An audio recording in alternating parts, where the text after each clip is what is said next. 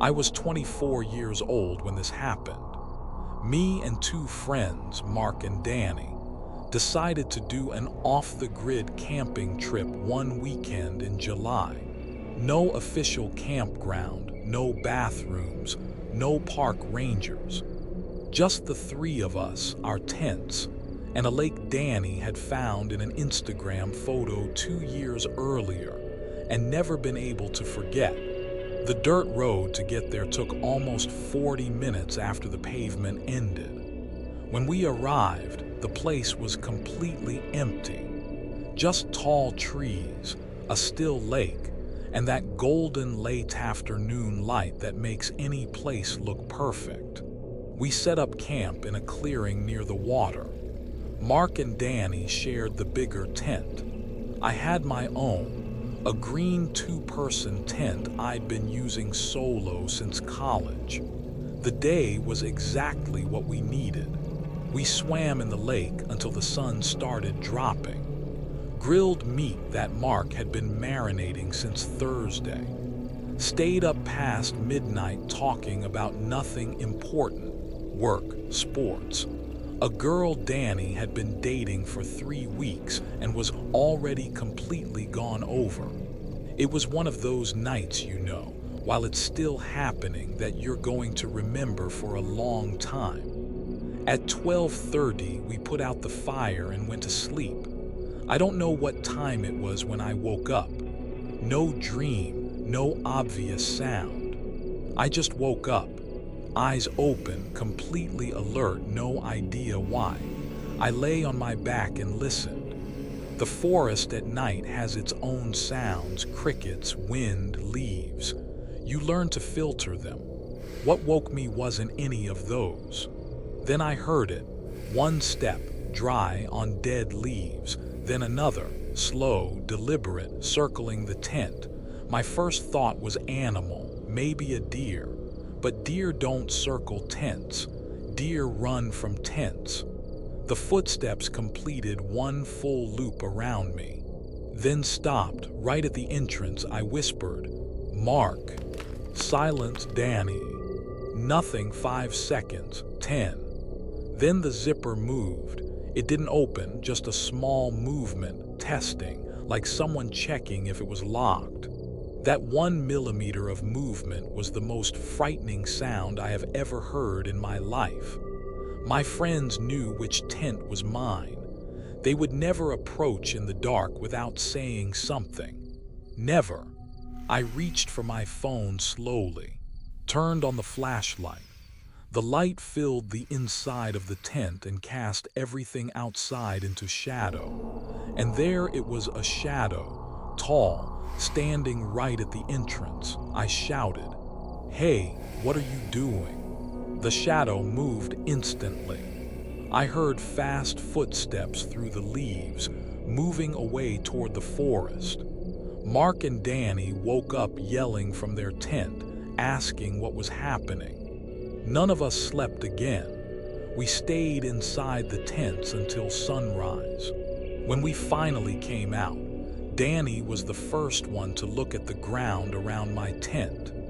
He went quiet for a second, then called us over without raising his voice, that tone people use when they don't want to make unnecessary noise.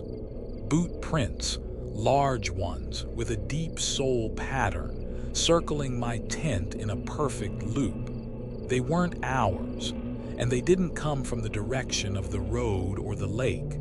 They came from inside the forest, from a place where there was no trail, from a place where there was no reason for anyone to be at 2 in the morning.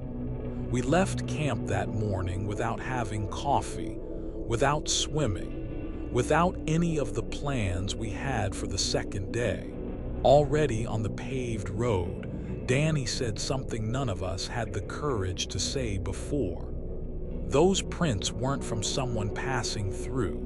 They were from someone who stayed. The depth of the marks circling my tent was greater than the marks leading in, like someone had stood in that loop for a long time, waiting.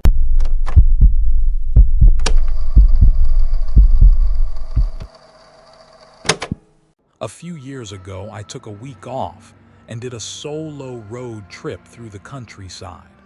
No fixed destination, just me, the road, and a list of trails I'd been bookmarking for months without ever having time to visit. On the third day, I found a forest area where people sometimes camped near a trailhead.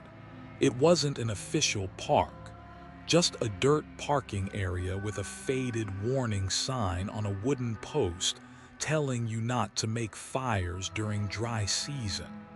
It was already getting dark when I arrived. There was only one car in the lot, an old gray sedan with a hiking sticker on the bumper and a folded jacket on the back seat. But there was nobody around. I figured the owner was out on the trail or had already set up camp further in. Normal. I pitched my tent near a cluster of trees, made a small fire, ate something. The forest was beautiful, tall pines, a floor covered in needles, the kind of place that stays with you. At midnight, I put out the fire and went to sleep. I don't know what time it was when I woke up, but I woke up with a physical certainty in my gut that someone was watching me. It's not paranoia. You learn the difference. I grabbed my flashlight and pointed it toward the forest. For the first second, nothing. Then I saw it. Between two trees, maybe 20 meters away, a figure, a man, standing completely still, too far to see his face clearly, close enough that there was no pretending he wasn't there. I stood there, flashlight pointed at him. He didn't move. I called out, "Hey, do you need something?" Silence. "Are you all right?" Nothing. Just that figure standing between the trees, facing my direction. I went back inside the tent and closed the zipper. I lay there listening. For about 2 minutes, complete silence. Then I heard footsteps, closer than before, much closer, not running, walking, calmly. Like someone with no urgency because they know exactly where they're going. The footsteps stopped less than 3 meters from my tent. I didn't move. I didn't breathe deeply. I counted to 60 in my head. At 43, the footsteps moved away. Slowly, no rush, back into the forest. I stayed awake until sunrise. In the morning, I went to the parking lot before anything else. The gray sedan was still there. Jacket still folded on the back seat, exactly like the night before. I walked to the trailhead and went about 200 meters in, calling out. Nobody answered. I went back to the parking lot, wrote down the plate number and called the nearest park emergency line. I told them what I had seen, gave them the plate. The operator went quiet for a moment, then said they would send someone to check. 3 days later, I got a call back. The car had been found in the same spot, without the owner. Police opened a missing persons report. As far as I know, they never found anyone. To this day, I don't know if the man I saw between the trees that night was the owner of that sedan. And if he was, what he was doing outside my tent at 2 in the morning instead of asking for help.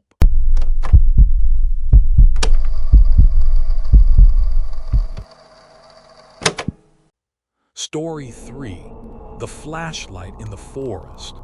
I was 22. My cousin Alex was 25.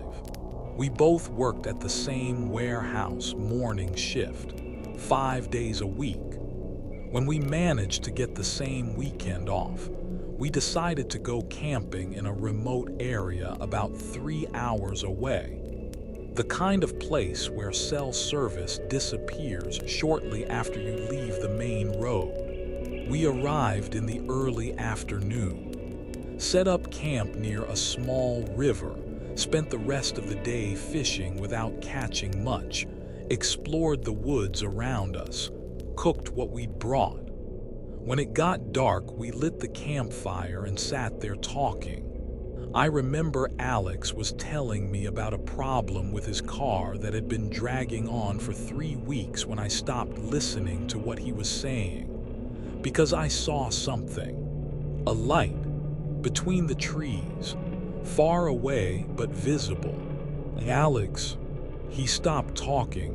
What is that light? We both stared. It was a flashlight, had to be.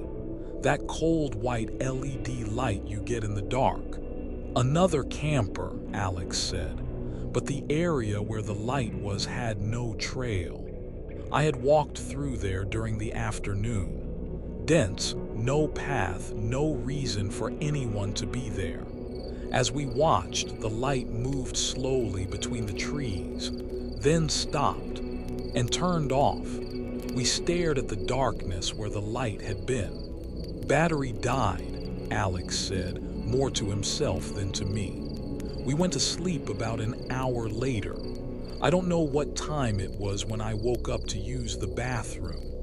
I grabbed my flashlight and stepped out of the tent, walked maybe 10 steps toward the tree line, and stopped. The light was back, closer than before, and completely still, pointed directly at our campsite. I stood there completely frozen, my flashlight off in my hand. Someone was standing out there in the darkness, shining a light at us, not moving. I went back inside and woke Alex without making noise. We both looked through the tent screen. The light was still there, still, pointed at us. We stayed like that for maybe 3 minutes. Then the light started moving, slowly, moving away, disappearing between the trees until it was completely gone. Neither of us slept again.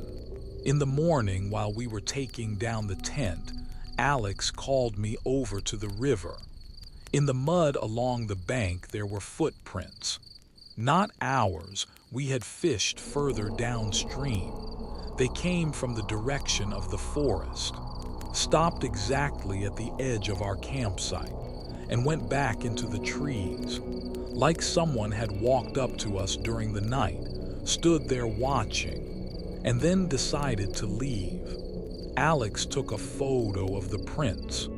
On the way out, we stopped at the nearest gas station. I showed the photo to the attendant and asked if there were other known campers in that area. He looked at the photo for too long. "Son, that area has been closed to camping for 2 years. Why?" He handed my phone back without answering. "You're lucky you got out."